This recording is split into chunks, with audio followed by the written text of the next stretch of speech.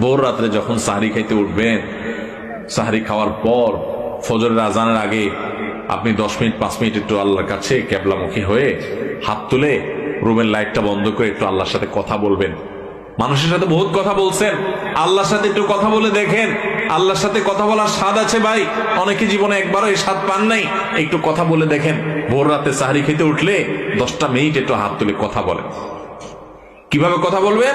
কথা বলবেন এইভাবে, ও আল্লাহ, কত গুনাহ আমি করেছি, কত পাপাচার আমি করেছি, মরতে আমার হবে, তোমার কাছে যাওয়া আমার লাগবে আল্লাহ। শয়তানের প্ররোচনা করেছি, এই রমজান মাস তুমি কত মানুষকে মাফ করে দাও।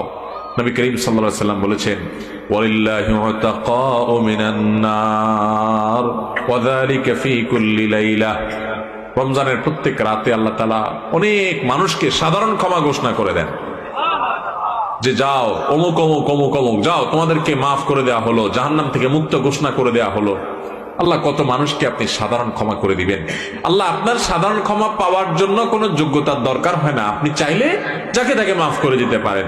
দুনিয়ার প্রেসিডেন্ট প্রধানমন্ত্রী চাইলে একটা দেশের যাকে তাকে যা খুশি তা দিয়ে দিতে পারে।